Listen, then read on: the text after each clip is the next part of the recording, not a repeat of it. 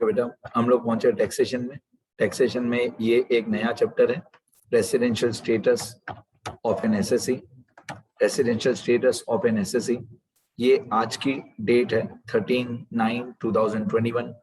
तो जो भी जिस भी दिन आप लोग ये लेक्चर देख रहे हो उस दिन के हिसाब से सोचो, मैं उस दिन के हिसाब से बताऊंगा, ठीक है। क्योंकि टैक्सेशन में क्या होता है, टैक्सेशन में हर साल डेट्स चेंज होती है, प्रीवियस ईयर की, असेसमेंट ईयर की डेट्स चेंज होती है।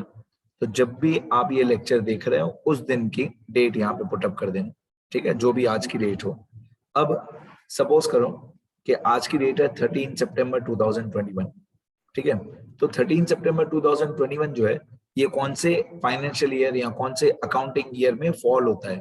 तो 13 सितंबर 2021 जो है ये 14/21 से लेकर 31/3/22 के बीच में फॉल होता है, ठीक है। तो जो भी आज की डेट है वो कौन से ईयर में फॉल होती है, पहले वो सोच लो कि करंट फाइनेंशियल ईयर आप बोल सकते हो कि हमारा करंट ईयर कौन सा चल रहा है।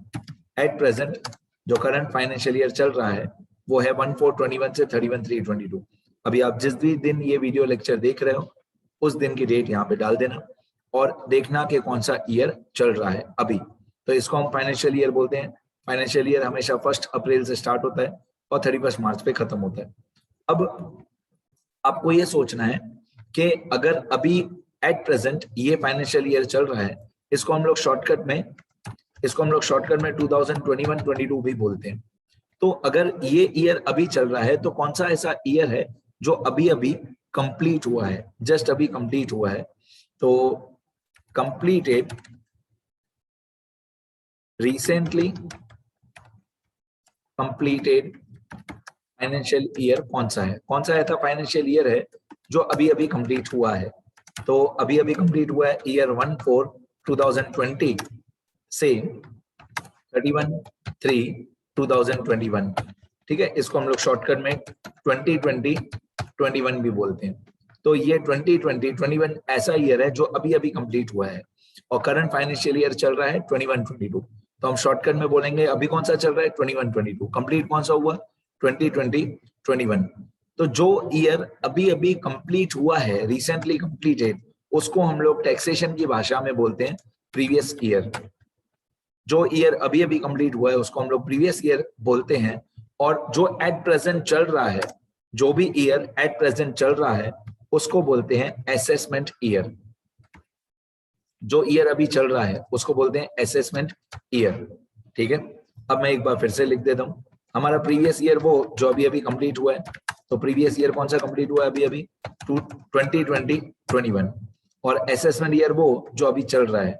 असेसमेंट ईयर अभी जो चल रहा है कौन सा चल रहा है 2021-22। अब दिमाग लगाओ, कोई भी दुनिया का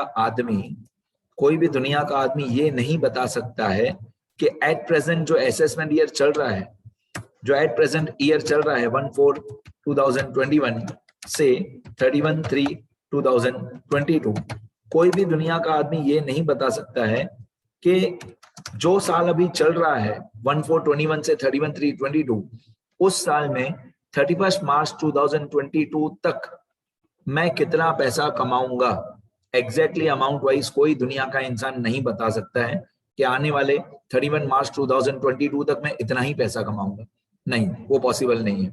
कोई भी प्रेडिक्ट नहीं कर सकता है कि मैं इतना ही पैसा कमाऊंगा। नहीं, कम ज्यादा कुछ भी हो सकता है, ठीक है। तो पॉइंट क्या है, समझने यदि पॉइंट ये है कि जो प्रीवियस ईयर अभी अभी कंप्लीट हुआ 1/4/20 से 31/3/2021, जो प्रीवियस ईयर अभी अभी कंप्लीट हुआ उसमें हमने जितना इनकम कमाया, जितना हमने पैसा कमाया प्रीवियस ईयर में, मतलब 2020-21 में हमने जितना भी इनकम कमाया, उस इनकम का कैलकुलेशन, उस इनकम के ऊपर टैक्स का कैलकुलेशन, वो सारा असेसमेंट ईयर में होता है। एसेस करने का मीनिंग ये होता है कि कैलकुलेट करो। असेसमेंट शब्द का मतलब ये है कि कैलकुलेट करो। क्या कैलकुलेट करो? जो आपने प्रीवियस ईयर में इनकम कमाई उसका टैक्स का कैलकुलेशन असेसमेंट ईयर में होता है।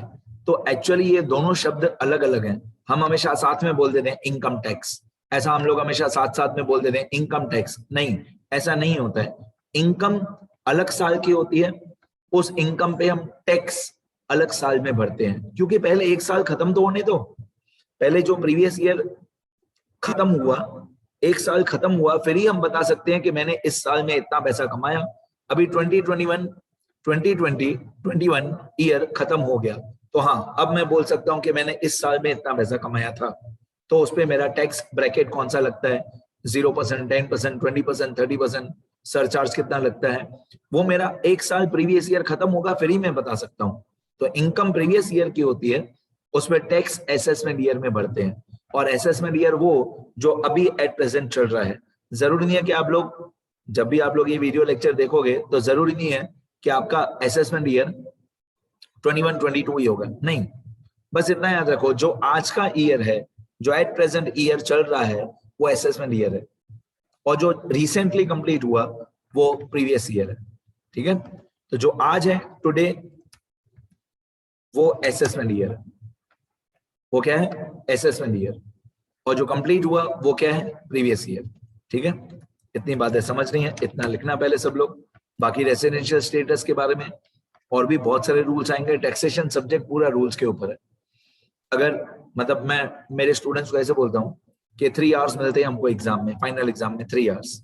ठीक है, जिन लोगों को सारे रूल्स मालूम होते हैं, सारे टैक्सेशन के रूल्स मालूम होते हैं, उनका एग्जाम 1.5 आवर में कंप्लीट हो जाता है, और जिनको रूल्स नहीं पता होते हैं उनका तो 15 मिनट में खत्म हो जाता है, क्योंकि उनको पता ही नहीं चलता है कहाँ पे क्या प्लस करूं, माइनस करूं, क्या डेज में कैलकुलेट करूं, कौन सा ईयर है।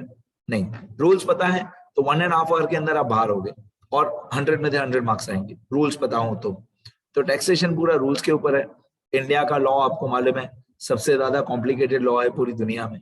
ठीक है, तो टैक्सेशन सीखोगे, बहुत ज्यादा प्रैक्टिकल है, बहुत मजा आएगा। इतना फिलहाल लिखो, बाकी नेक्स्ट वीडियो में कंटिन्यू करता हूँ। लिखो सब लोग।